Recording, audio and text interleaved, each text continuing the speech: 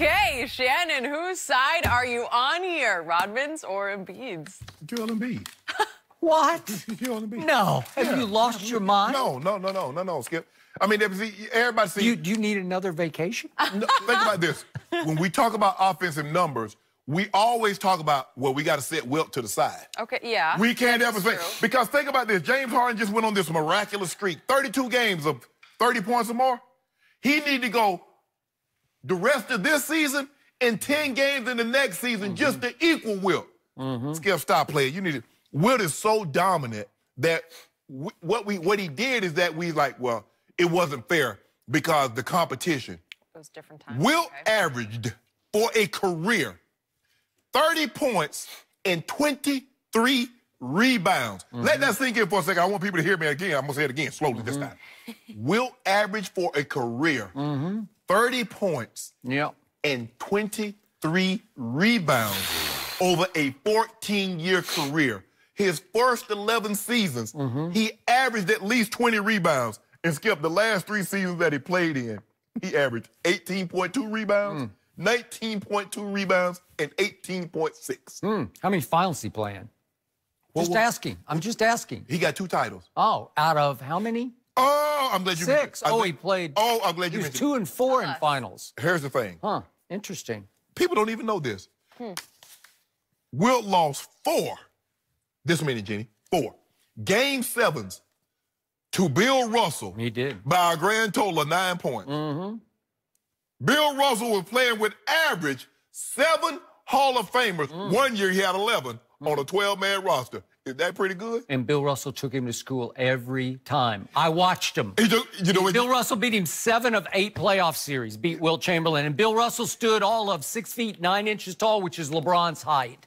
Wilt, 7 feet 1. How about Big Dipper. I want to know if this domination. For his career against Bill Russell, Wilt Chamberlain averaged 26 points and 28 rebounds. And once had a 62-38 and once had a 50-35 ball game. But that's domination. What NBA player says, I want a guy to dominate me like that, getting 26 points and 28 rebounds? Skip.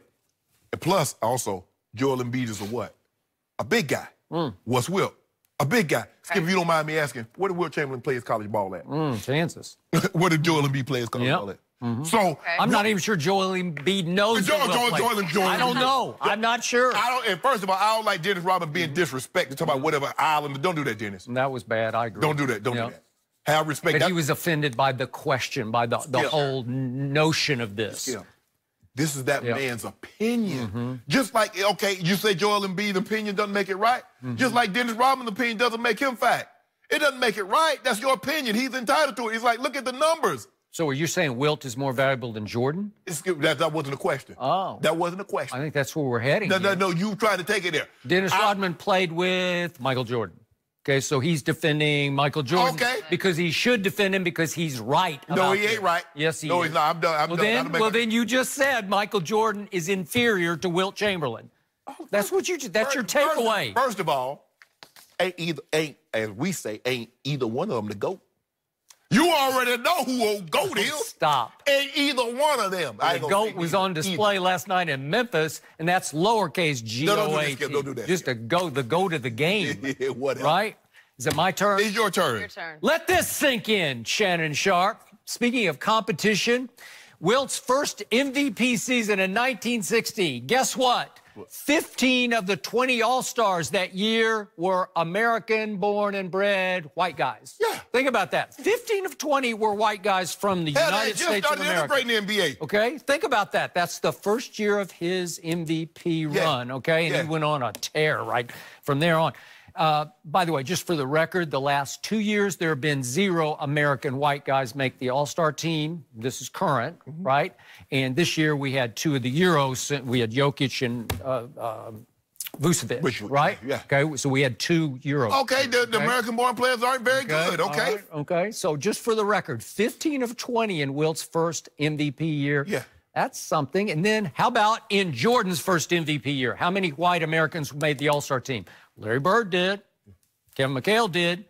Believe it or not, Danny Ainge was the third and last one, and that was the only All-Star team that Danny Ainge ever made. And I'm not sure how he made that one because he averaged that year 16 points and 6 assists. God, they won. They were winning the I don't know. I don't know. So I'm not sure he deserved to, but there were two guys who definitely deserved to, Bird and McHale. Right. But that was it. Right. Period. End of story.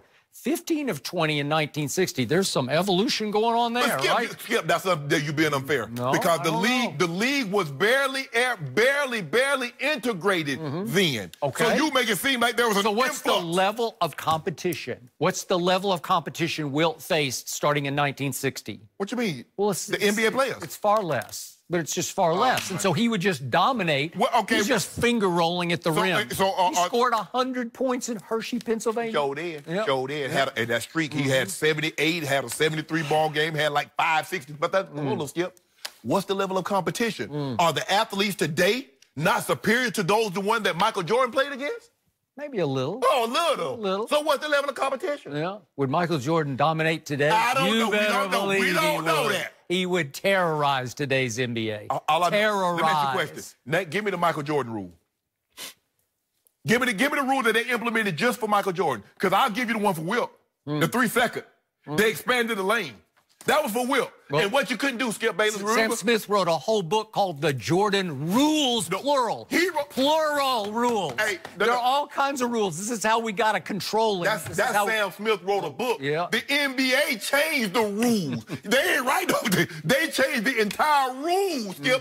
They say we got to widen the lane because this guy going to go for 150. We got to do something with this 3-second clock. We got to have something because Wilt just going to camp out here and we can't do nothing. And what about Skip? Remember he used to finger roll the ball from the free throw line? They changed that. Now the ball got to hit the rim before you leave the free throw line. You remember that, Skip Bayless? I do. Okay. Here's a quick aside for you. I've had the honor of working alongside a number of legends in the sports writing business in my time.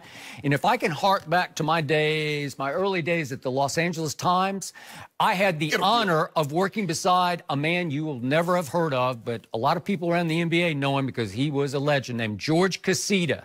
Bob Ryan called him the greatest NBA writer ever. Ever. George Casita. Look his name up. Look up his obituary if you want to read about what he did.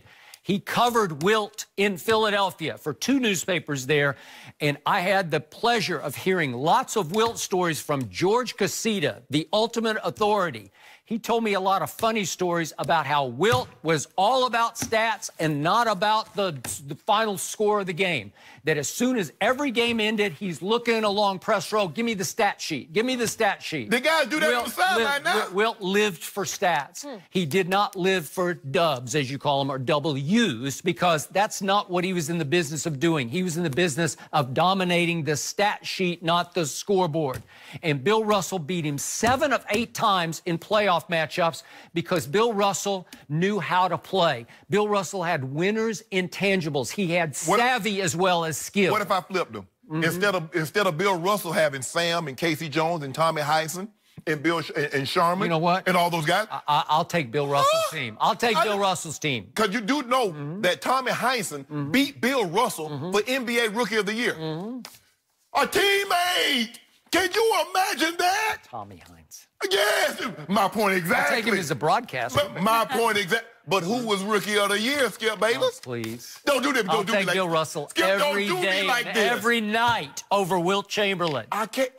He's a stat machine, sort of like this guy who plays now. No. Best player on the planet. All I'm saying, if you give Wilt Chamberlain, Sam Jones, Casey Jones, Tommy Heinsohn, Sharman, because one year, Skip, they had 7 Hall of Famers. I don't think Bill Russell ever played with anything less than 6 Hall of Famers. And one year, he had 11. 11? You only got 12 men on the roster, Jenny. And you got any Jordans out there? You see any Jordans alongside him? See anybody who resembled Michael Jordan? Help me out. They're in the Hall of Fame. Oh. They're in the Hall of Fame. I'm just asking. And if I replaced Michael Jordan with Wilt Chamberlain on those Bulls teams, it would be a disaster. Trust me. They would be a mediocre team. They would. Yeah. By the time he got there, Wilt Chamberlain was 70 years old. Not that. I mean, in his prime. Prime for primes. Trust me. Prime for prime. Michael Jordan. Do I need to remind you one more time? 6-0 in the finals with 6 MVPs? Let me ask you a question. Let me ask you a question, Skip. Yeah. If they don't change the rules, what would Wilt have averaged? I don't care. I mean, they check. What's the level of competition? I'm just saying, what would Wilt average in today's NBA? That's hypothetical. Well, it's not okay, hypothetical. what would Tom Brady have won 6 Super Bowls in the 70s and 80s? Yep. When they could knock Stop it. Yep. You bring up Tom Brady into this? Okay, we're going to move on to talking about Cowboys. winners, intangibles. No, that's not. Yeah, well, we're not talking. Why we talking about the Cowboys thing? I agree. I said doesn't go. I left the door way too open for that. Should Skip's Cowboys break the bank for DeMarcus Lawrence? We'll discuss.